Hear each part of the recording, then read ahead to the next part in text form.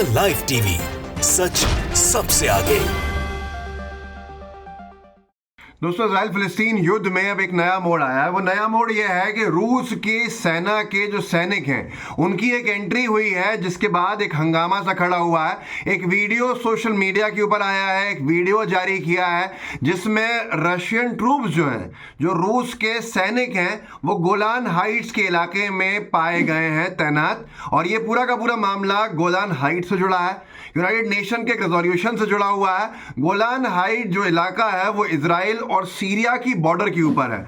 Israel और Syria की border का ये जो इलाका है, ये है तो सीरिया का, पर इसको कब्जे में लेने की आदत जो इजराइल की हमेशा से रही है, तो इजराइल ने इस इलाके को, गोलान हाइट्स को भी अपने कब्जे में ले रखा है, जिसके खिलाफ कई बार यूनाइटेड नेशन के अंदर रेजोल्यूशन भी पारित हुआ है जो इजराइल के खिलाफ गया है। अभी हाल ही में 3 दिन पहले भी एक रेजोल्यूशन पास हुआ जिसमें ये कहा गया कि इजराइल जो है वो अपने कब्जे को छोड़ दे गोलान हाइट्स पे से। और इसका समर्थन भारत ने भी किया है कि इजराइल को वापस हटना चाहिए गोलान हाइट्स में, और सीरिया को ये इलाका दे देना चाहिए क्योंकि ये इलाका सीरिया का है। अंतर्राष्ट्रीय अखबार डेली सन ने लिखा कि Russia deploys troops along Israel Syria border.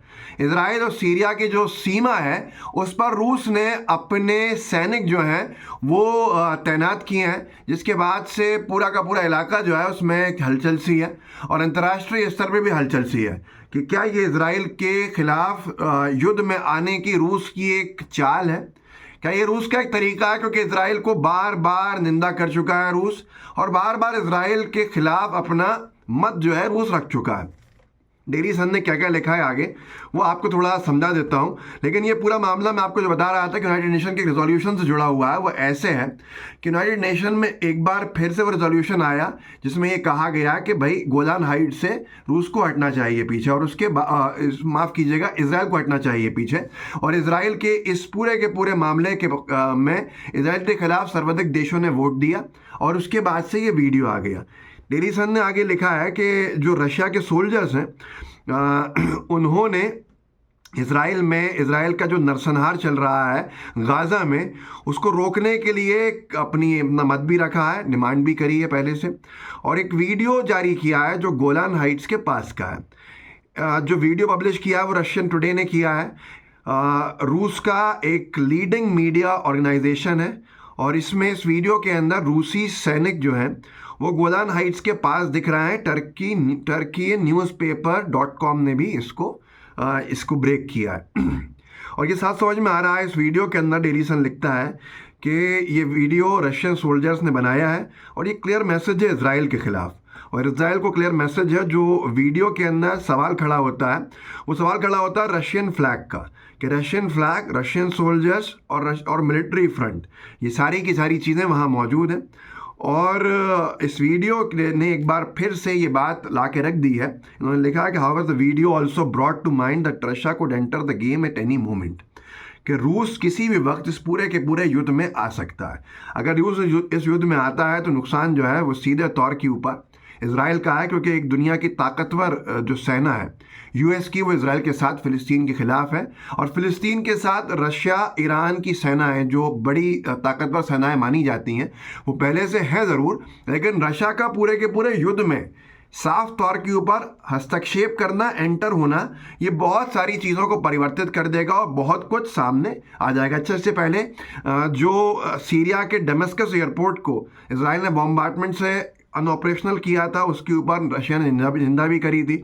और ये सारी की सारी चीज़ें सीरिया के आसपास घूम रही हैं, जो सीरिया इजराइल से बॉर्डर शेयर करता है, और सीरिया में खासा प्रेजेंस है।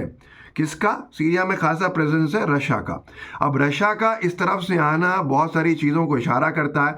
जिस यूनाइटेड नेशन के रेजोल्यूशन की मैं बात कर रहा था, वो यूएन जनरल असेंबली का रेजोल्यूशन था। ललन टॉप ने उसमें लिखा कि यूएनजीए में गोलान हाइट्स पर इजराइल के खिलाफ प्रस्ताव आया, भारत ने समर्थन कर दिया। बवाल ये हो रहा है कि मोदी सरकार एक तरफ है, बीजेपी की आइडियोलॉजी एक तरफ है। बीजेपी की विचारधारा इजराइल की ज़ायनिस्ट विचारधारा से मेल खाती है, जो कट्टरपंथी है, नफरत भरी हुई है, वो सारी चीज़ें आपके सामने हैं।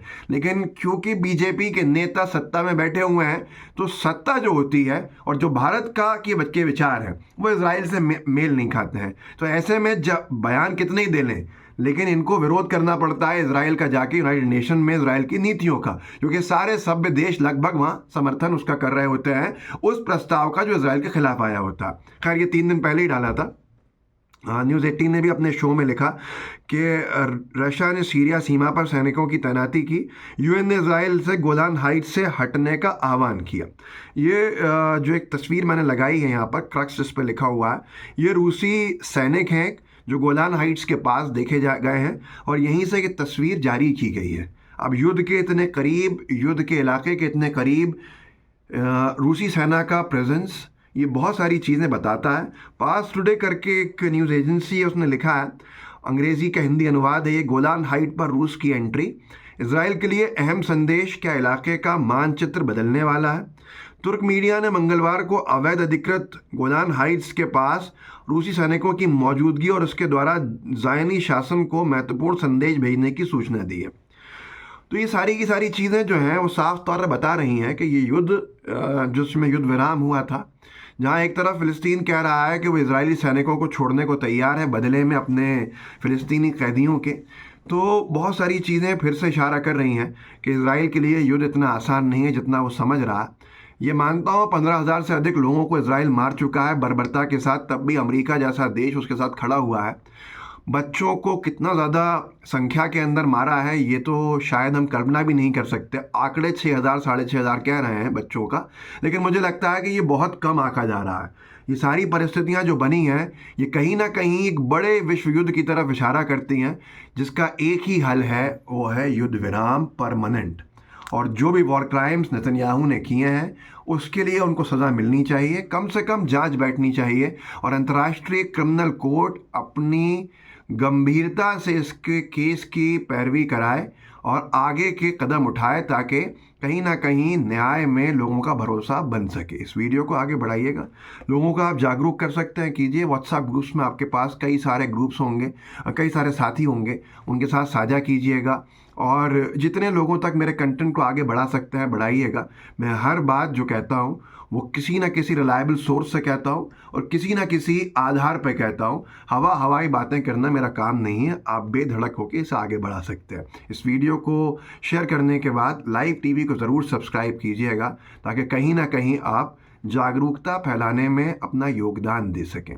तो आगे ज़रूर बढ़ाइए, अपने साथियों से भी कहिए गोदी मीडिया को कम देखें और जो ऑल्टरनेट मीडिया है, सोशल मीडिया है, उस पर जो रिलायबल लोग हैं, क्रेडिबल लोग हैं, उनकी बात को आगे ज़रूर बढ़ाएं। जय हिंद, जय भारत। द लाइव टीवी, सच सबसे आगे।